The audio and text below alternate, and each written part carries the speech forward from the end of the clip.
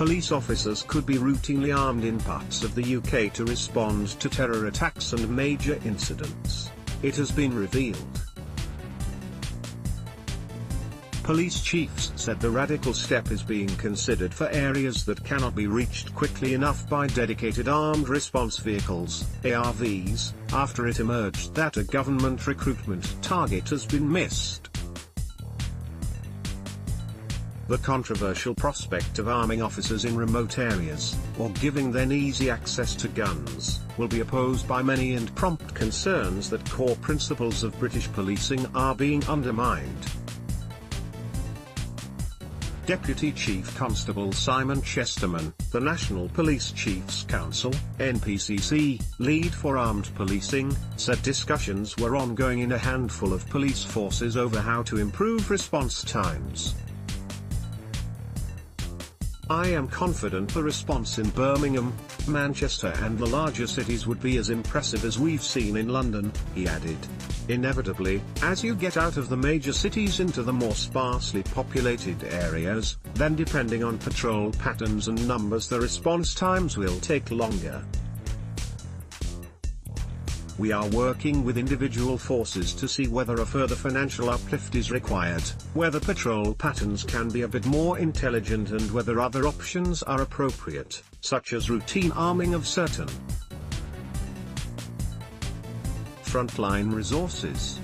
David Cameron awarded £143 million to boost national capability following the 2015 massacres carried out by ISIS militants in Paris, but the number of counter-terrorist specialist firearms officers, CSFOs, remains around 100 short of target. Armed police on duty across UK after Parsons Green bomb attack. Although the number of ARVs, which are the first unit dispatched during a suspected terror attack, has increased by 25% in England and Wales, they cannot yet cover all remote areas. ARVs patrol for 24 hours a day, carrying at least 2 firearms officers equipped with semi-automatic rifles, handguns, tasers and other weapons. The 43 police forces under Home Office control have increased their total number of specialist firearms officers by 874 in the past 2 years to almost 6,500, who are based in areas considered to be at greatest threat. There are another 3,300 armed officers in the British Transport Police, Civil Nuclear Constabulary and Ministry of Defence Police, who can be deployed to support a major incident. Mr. Chesterman said ARVs can currently reach urban areas in under 10 minutes but admitted the delay would be significantly longer elsewhere. "We have significantly improved response times across England and Wales and the analysis proves that the vast majority of the population will get a very swift armed response," he added. "But if there are gaps in the amount of protection we're able to deliver to the public, then we've got to think of innovative ways of filling them. Ideally it would be with an ARV, but for a range of reasons that may not be the answer, so routine arming must be a consideration."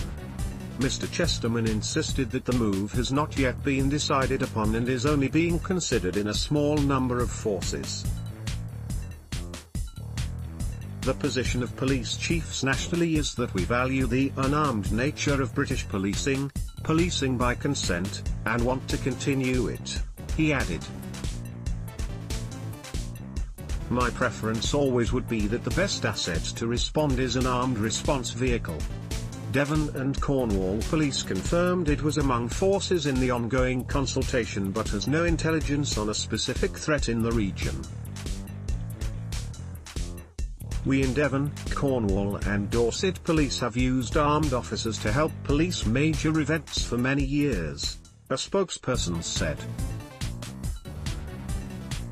"What we are now looking to do is increase our capability in responding to incidents where armed officers may be needed. This includes an uplift in the number of trained armed officers we have in the force. We will also now use visibly armed officers to undertake foot patrols at key locations. Around 90% of British police officers are currently unarmed, and a survey by the Police Federation found that only a third of members supported the idea of routine arming, although 55% were prepared to carry a gun if ordered to.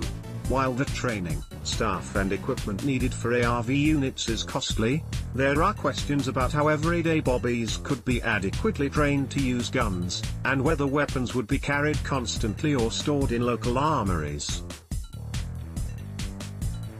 Mr. Chesterman said the possibility of a Paris-style marauding gun and bomb attack could not be ruled out in Britain, which suffered 5 terror attacks last year. The more likely type of attacks are the low-level, low-sophistication self-starters, people who use vehicles or knives to maim and injure people, he told The Independent. That seems to be the direction and the threat that we have to be capable of mitigating, and we are. Mr. Chesterman said police were constantly working with intelligence agencies to review changing threats, and had already altered guidelines that previously discouraged officers from shooting at moving vehicles. They are now specifically trained to shoot drivers through windscreens and windows, and are exploring new technology to stop vehicles. The number of firearms officers overall in England and Wales has risen by more than 1,300 since April 2016, but SFOs aren't trained to military standards for assaults on terrorist strongholds, sieges and hostage rescues.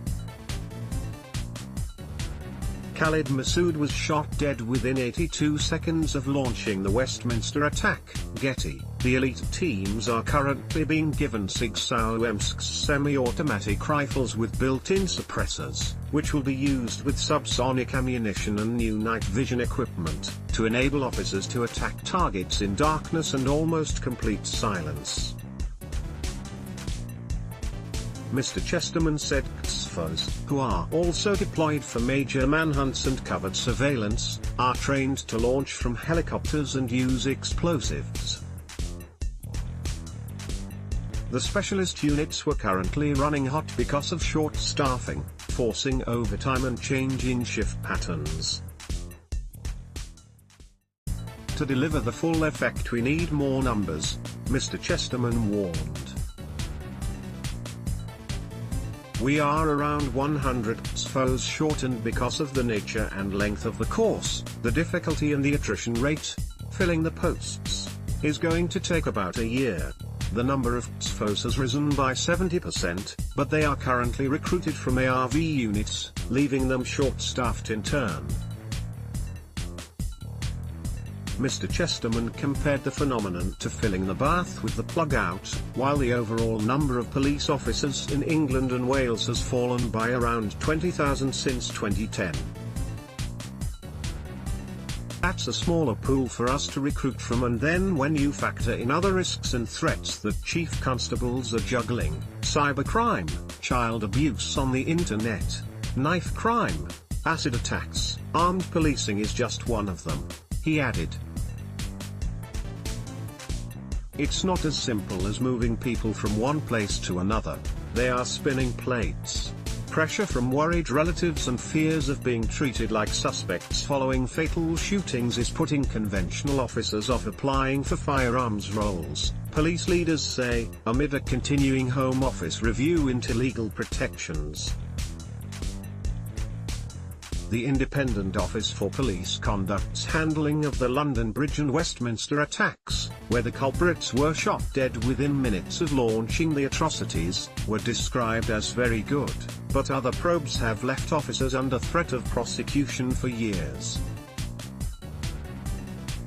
Of those who volunteer to join ARV units, only half make the grade, and a quarter of trained firearms officers who try to become SFOs fail. The struggles were revealed days after the head of MI5 warned that the unprecedented tempo of attack planning shows no signs of abating in Britain. Andrew Parker revealed that 12 Islamist plots had been thwarted since the Westminster attack in March last year. with ISIS remaining the most acute threat, followed by Al-Qaeda and the far right. Reuse content.